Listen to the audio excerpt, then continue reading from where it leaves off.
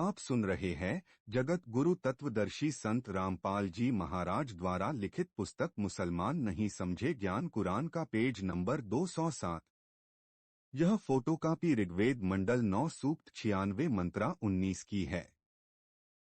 इसका अनुवाद महर्षि दयानंद के चेले आर्य समाजियों ने किया है, जिसमें तुरियम का अर्थ चौथा किया है तथा धा का अर्थ परमपद परमात्मा किया है।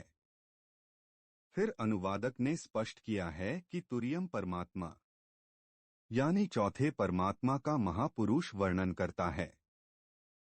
विचार करें, तुरियम के माने चौथा ठीक है, परंतु धाम का अर्थ परमात्मा गलत है। धाम का अर्थ स्थान है। वास्तव में चौथे धाम अनामी लोक के विषय में बताया है। उसे उदाहरण के तौर पर समुद्र की संज्ञा दी है। जैसे समुद्र से बारिश का जल अन्य स्थानों पर गिरता है, उस सारे जल का उद्गम स्थान समुद्र है।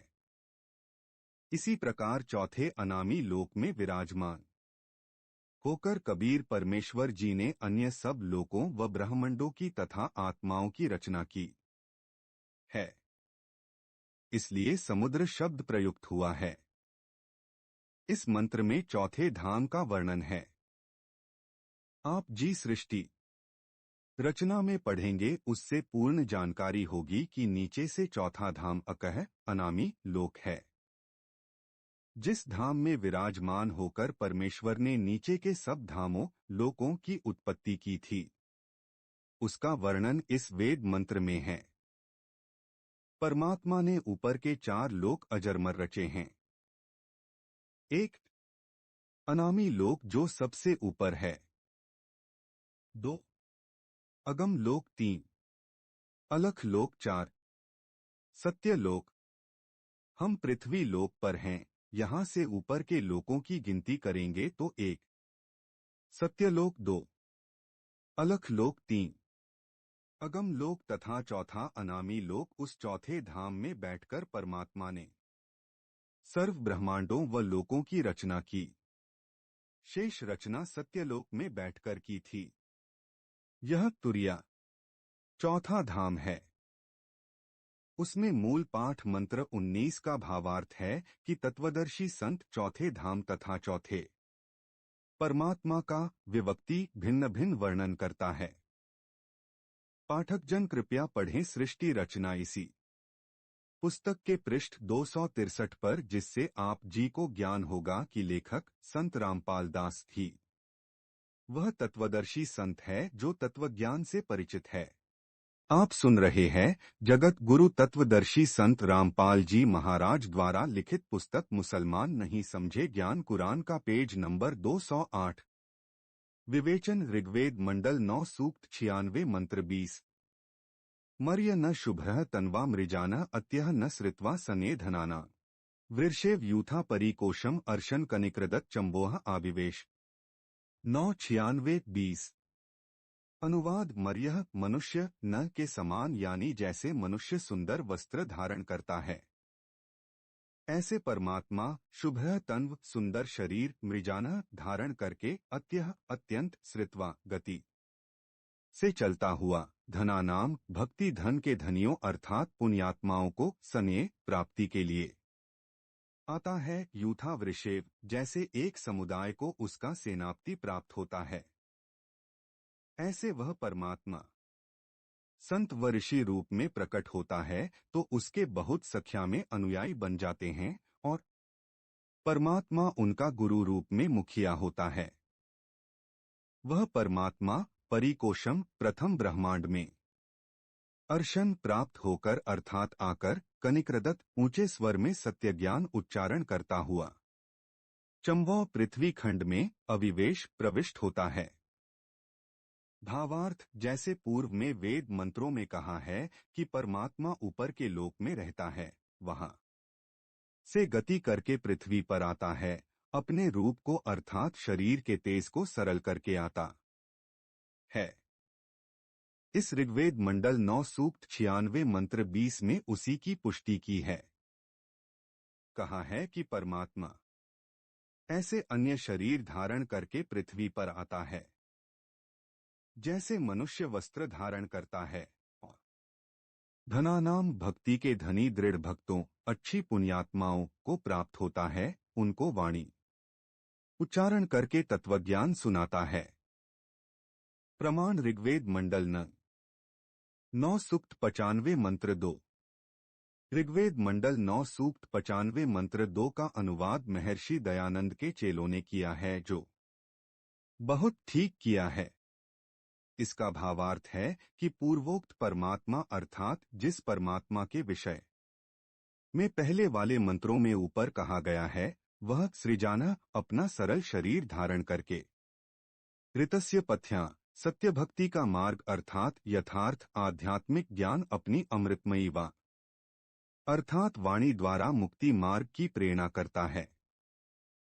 गीता अध्याय 4 श्लोक 32 का समर्थन इस वेद मंत्रा में है।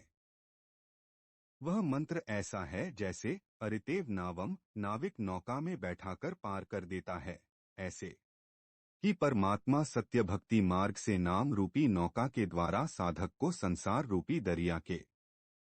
आप सुन रहे हैं जगत गुरु तत्वदर्शी संत रामपाल जी महाराज द्वारा लिखित पुस्तक मुसलमान नहीं समझे ज्ञान कुरान का पेज नंबर 209। पार करता है। वह देवानाम देवः सब देवों का देव अर्थात सब प्रभुओं का प्रभु यानी परमेश्वर। बर्हिषि प्रवाचे वाणी रूपी ज्ञान यज्ञ के लिए गुह्यानी गुप्त नामा आविष्कृणोति नामों का आविष्कार करता है अर्थात जैसे गीता अध्याय 17 श्लोक 23 में उ तत् सत में तत्तथा सत ये गुप्त मंत्रा हैं जो उसी परमेश्वर ने मुझ संत रामपाल दास को बताए हैं। उनसे ही पूर्ण मोक्ष संभव है।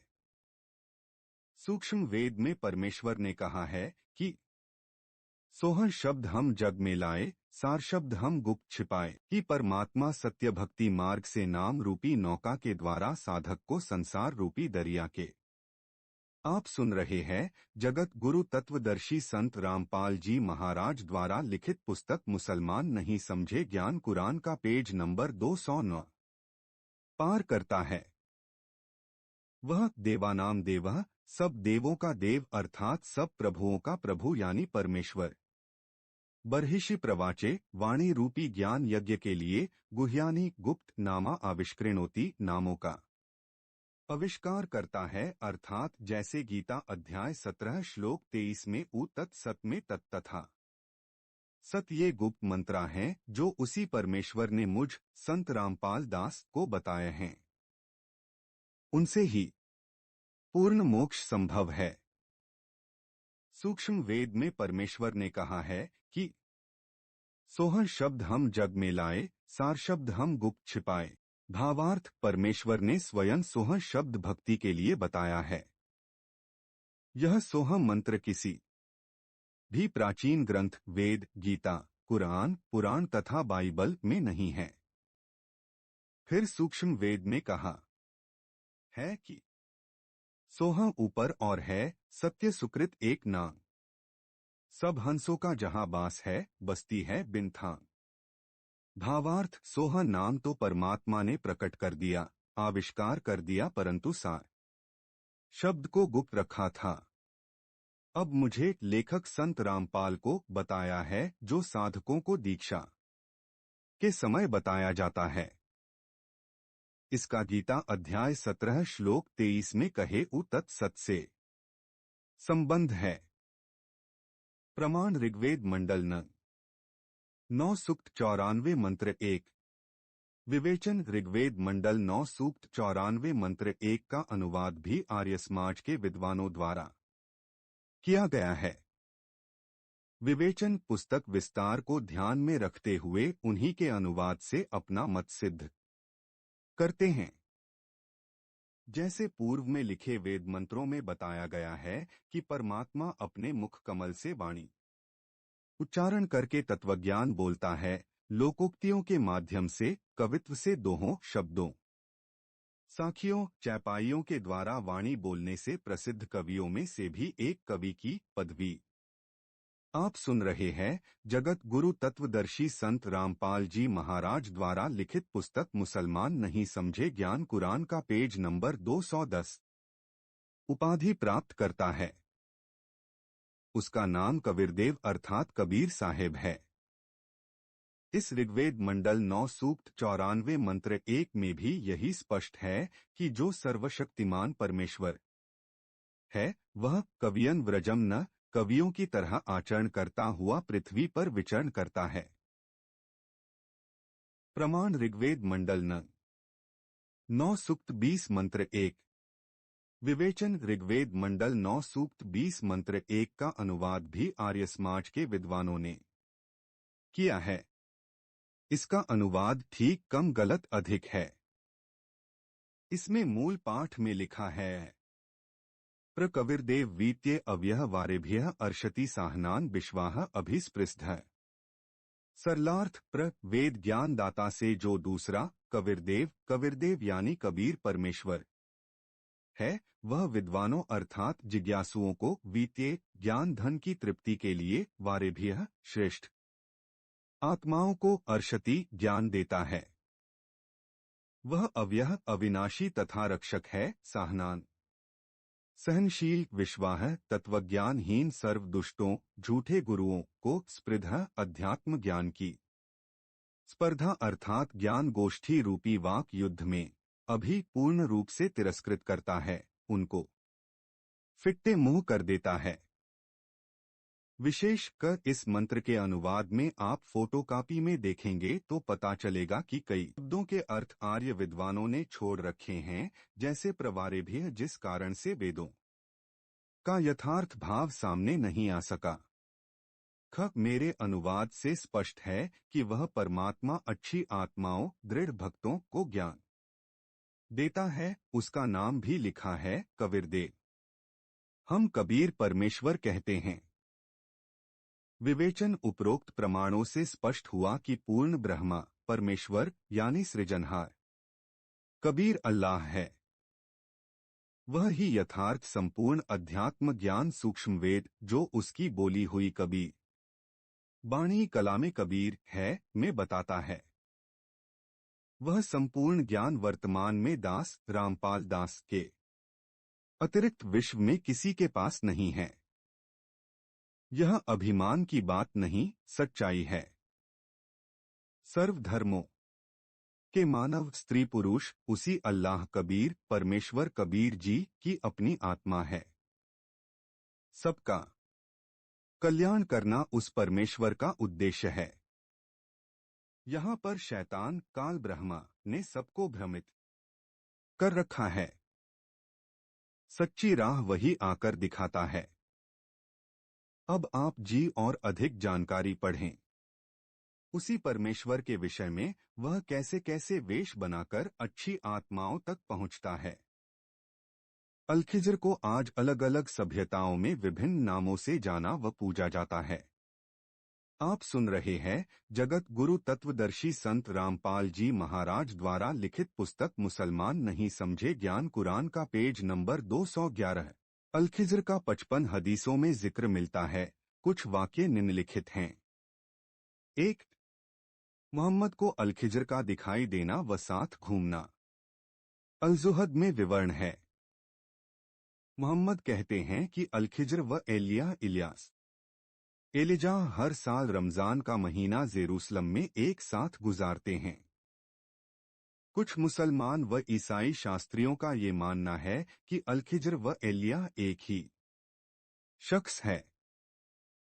एलिया का बाइबल में 5 जगह है। मत्ती मैथ्यू 17:1-8, 2 क्रॉनिकल्स 21:12-1, राजा गिफे 2 राजा किन मलाची 3:1-4-5 और कुरान शरीफ में 2 जगह सूरा अल-साफत 37,123 से 132 एंड सूरा अनम 6:85 जिक्र है।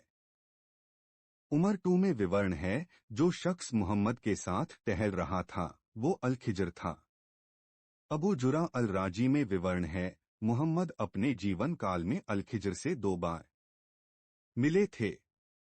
एक बार जवानी में और एक बार बुढ़ापे में, पर अलखिजर की उम्र बिल्कुल नहीं बदली थी। अयून अखबार अलरिदा में विवरण है। अली कहता है कि मदीना की एक गली से गुजरते वक्त अल-खिजर ने हजरत मोहम्मद और मुझे दर्शन दिए और हमसे बात की।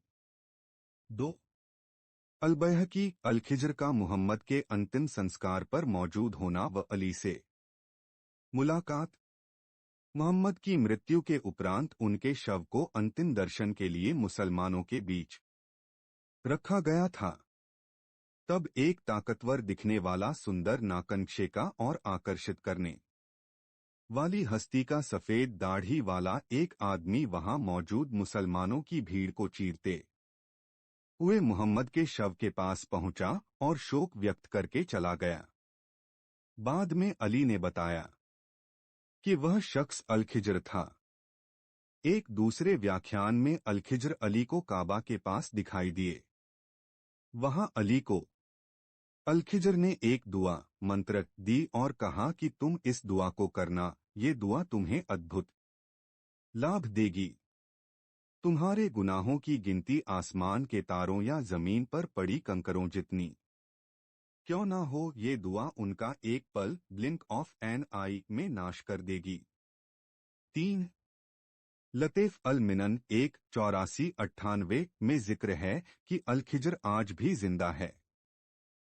मुसलमानों का ये मानना है कि अल-खिजर अमर इमोर्टल है और आज भी धरती पर जिंदा व मौजूद है और अल्लाह की राह पर जो उलझन में हैं, उनका मार्गदर्शन करता है। 4 अल-खिजर के बारे में और कुछ प्रचलित कहानियां। मुस्लिम शास्त्रियों का मानना है कि अल-खिजर को लोगों के बीच उसके नरम हाथों से पहचाना जा सकता है। कुछ का मानना है कि अल-खिजर के हाथों में हड्डियां नहीं हैं। सूफी इमामों का मानना है कि हम अपने जीवन काल में एक बार अल-खिजर से जरूर मिलते हैं। जब आप किसी सफेद दाढ़ी वाले आदमी से हाथ मिलाओ और उसके हाथ में हड्डी ना हो, तो समझ जाना वो अल-खिजर है। अल-खिजर को जिंदा पीर भी कहा गया है। मुस्लिम देशों। आप सुन रहे हैं जगत गुरु तत्वदर्शी संत रामपाल जी महाराज द्वारा लिखित पुस्तक मुसलमान नहीं समझे ज्ञान कुरान का पेज नंबर 212 में अल-खिजर की अनगिनत यादगार मौजूद हैं। हजरत मोहम्मद जी को अल्लाह कबीर मिले। जैसा कि वेदों में प्रमाण है कि परमेश्वर यानी कादर अल्लाह सारी कायनात सृष्टि को पैदा करने वाला नेक आत्माओं को ऊपर आसमान वाले तख्त सिंहासन से पृथ्वी पर आकर मिलता है। उन्हीं नेक आत्माओं में हजरत मोहम्मद जी हैं जिनको अल्लाह अकबर मिले, परंतु अल्लाह किसी ने देखा ही नहीं है। अन्य विद्वान गलत ज्ञान के आधार से अल्लाह को बेचून निराकार बताते हैं, जिस कारण से यह विश्वास होना कि जो अल-खिजर रूप में मिला है वह अल्लाह ताला ही है, कठिन है। इसी कारण से हजरत मोहम्मद जी अल-खिजर रूप में मिले अल्लाह ताला को पहचान नहीं सके। संत गरीबदास जी गावछुड़ानी, जिला झज्जर, प्रांत हरियाणा, देश भारत को भी 10 वर्ष की उम्र में जिंदा बाबा यानी अल-खिजर वाले वेश में अल्लाह ताला मिला था।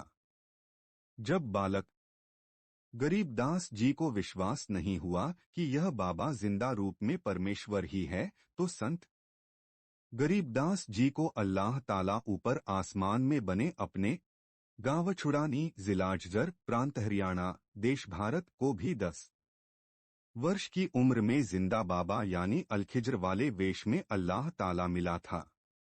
जब बालक गरीबदास जी को विश्वास नहीं हुआ कि यह बाबा जिंदा रूप में परमेश्वर ही है, तो संत गरीबदास जी को अल्लाह ताला ऊपर आसमान में बने अपने तख्त सिंहासन वाले सतलोक में लेकर गए। बालक गरीबदास जी को ऊपर के सब आसमानों, ब्रह्मांडों व लोकों की सैर करवाई, वहां की सारी व्यवस्था दिखाई, तत्वज्ञान उनकी आत्मा में डाल दिया। संत गरीबदास जी को वापस शरीर में पृथ्वी पर छोड़ा। बालक गरीबदास को मृत जानकर चिता के ऊपर लकड़ियों के ढेर पर रखा गया। अग्नि लगाने की तैयारी थी। उसी समय बालक गरीबदास जी जीवित हो उठे, उठकर चल पड़े। संत गरीबदास को अल्लाह अकबीर परमेश्वर कबीर जी ने जो बताया वह संत गरीबदास जी ने अपने मुख से उच्चारण करके वाणी साखी बोलकर बताया कि कबीर जी ने कहा था कि गरीब खुरासान काबुल किला बगदाद बनारस एक बलख और विलायत इंग्लैंड तक हम ही धारे भेष।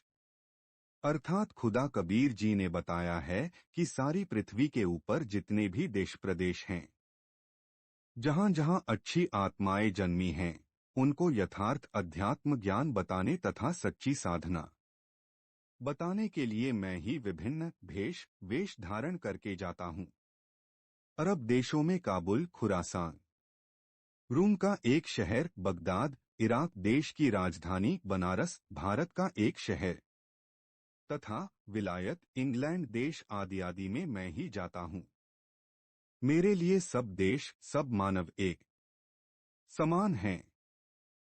हजरत मोहम्मद जी को भी जिंदा वेश धारण करके मक्का शहर में खुदा कबीर मिले थे। संत गरीबदास को बताया था। वाणी अमर कच्छ रमैनी से मोहम्मद बोध सुनो ब्रह्मा ज्ञानी, शंकर दीप से आए प्राणी। 24 लोक दीप कूण हम ले गए, इच्छा रूपी वहां न रहे। 25 उलट मोहम्मद महल पठाया, गुज बीरज एक कलमा धाया। 26 आप सुन रहे हैं जगत गुरु तत्वदर्शी संत रामपाल जी महाराज द्वारा लिखित पुस्तक मुसलमान नहीं समझे ज्ञान कुरान का पेज नंबर 213।